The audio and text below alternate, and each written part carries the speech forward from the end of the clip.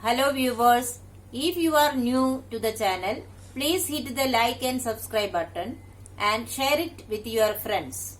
Also, click on the bell icon so that you get the latest information about the videos that are uploaded. Hello students, welcome back to the new video. In this video, we are going to start the chapter number 15, Some Natural Phenomena. In today's session, we will see the introduction of the chapter and also discuss the topic electric charge. Students, you must be familiar with the term natural phenomena. Anything that takes place in the nature, that is any event or phenomena that occur in the nature is known as natural phenomena. So, the events or phenomena that takes place in the nature are called natural phenomena. So, it can be even the sunrise, sunset, rain, snowfall, all these are coming under natural phenomena. But some natural phenomena may cause destruction. It may cause the loss to life and property. So, such natural phenomena are called as natural disasters. So, what is the definition of natural disaster? Some natural phenomena can cause mass destruction and loss of life. They are called as natural disasters. So, natural disasters are harmful for us. So, we should know about them so that we can take the preventive measures to protect ourselves from the natural disasters. Further, it is important to learn about natural phenomena that can cause destruction on a large scale. Okay. So, why is it important to learn about the natural disasters? Because natural disasters cause large scale destruction to the life and property. So, why it is important to study about that? Because if there is an understanding of this phenomena, we can take measures to prevent the loss of life and property. So, if we know about the phenomena, then we can take necessary steps, necessary actions to stop or to reduce the loss of life and property. See students, in the previous classes, in the 7th standard, you have learned about cyclone. Okay, cyclone and thunderstorm. So, nowadays we can predict the cyclone well before the time. In that case, we can ask the fisherman, stop going to the sea, and also we can evacuate the people who are living in the low-lying area into safer places. So, this type of actions will reduce the damage. So, you have already learned about the cyclone and thunderstorm in 7th standard. In this chapter, we are going to study about two more natural disasters, that are lightning and earthquake. So, okay, to understand about lightning or how lightning occurs, first we should know what is electric charge. So, let us first see what is electric charge. See, we can experience the generation of electric charge during the following events. So, here two events are going to explain. Then, first one is the crackling noise heard when we remove the synthetic clothes in winter.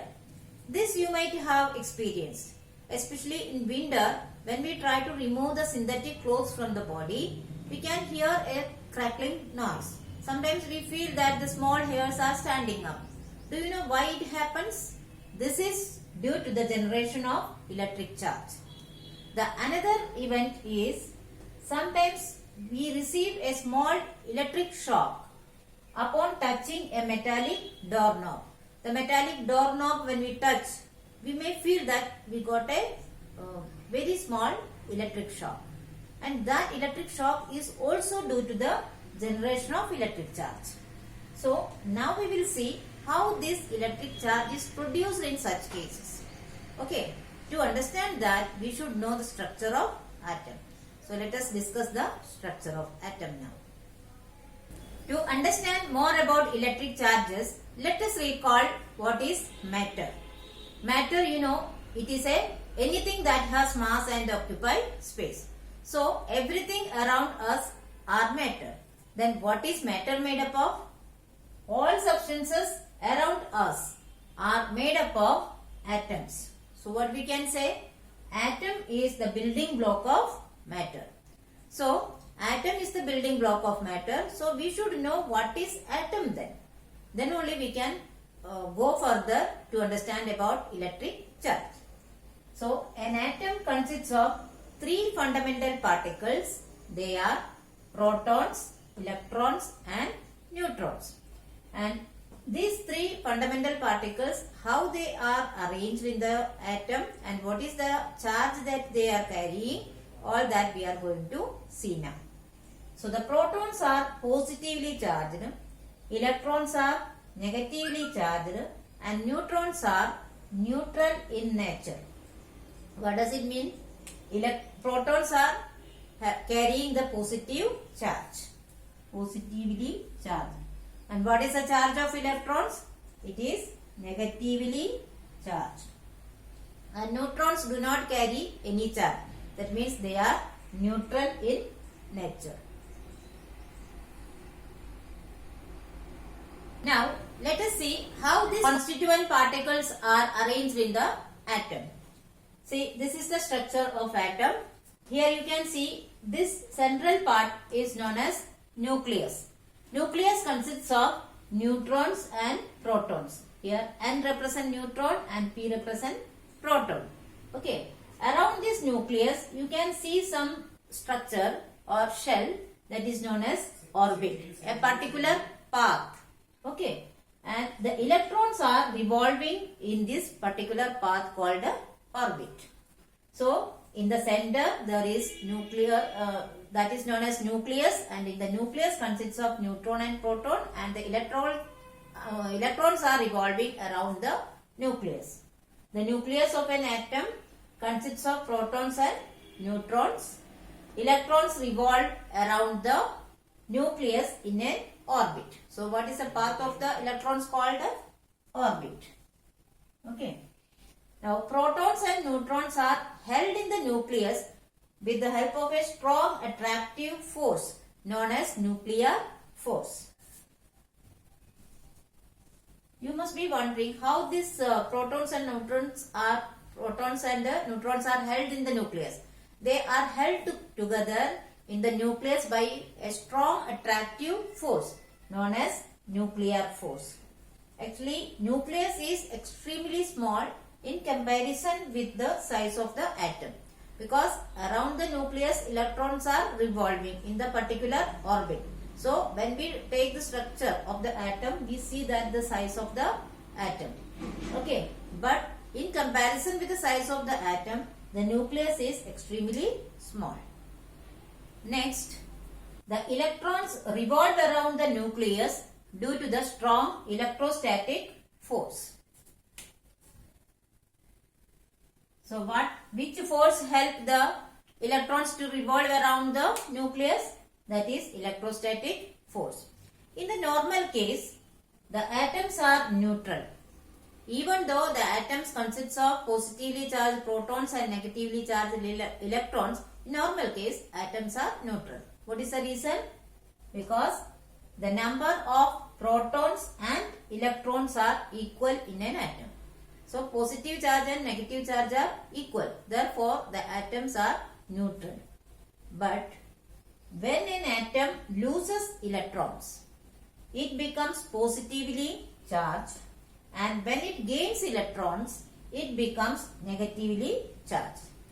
Due to any reason, if an atom loses one electron, then which charge the atom acquires? It becomes positively charged. What is the reason? If an electron is lost, that means one negative charge is lost, the number of positive charge is more, and hence the atom becomes positively charged. In the same way, if an atom gains an electron, that means the number of negatively charged particles are more now. Therefore, the atom becomes negatively charged. It means that an atom can be positively or negatively charged. That is why we get the electric charges. Now let us discuss an activity to demonstrate the presence of electric charge. See, this activity you might have done many times in your earlier days. But that time you don't know why it happens. Today we are going to learn this activity to understand why this actually happens. Okay. So the aim of the activity is to demonstrate the presence of electric charge. For that, what are the materials required? One plastic comb and bits of paper. Now procedure. You know about it. Rub the plastic comb with a dry hair. You have to take a plastic comb. You can take even the plastic scale and rub the comb with a dry hair. Now what to do? Bring the comb near the small bits of paper. We have to spread the small bits of paper on a table, and after rubbing the comb with the dry hair, immediately bring the comb near the bits of paper. Let us see what happens. Next, observation. You will notice that the small bits of paper get attracted to the comb.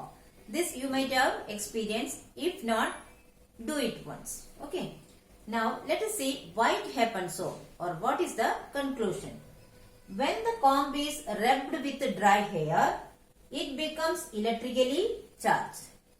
You have learned that just now in the previous slide. I told you that a thing becomes electrically charged when it loses an electron or if it gains an electron. So here also, when the comb is rubbed with hair, it might have either lost or it might have gained an electron, or we can say that it has become electrically charged. Now the charged comb now attracts the small bits of paper. So in the next topics we will see how to understand whether what type of electric charge is gained by an object.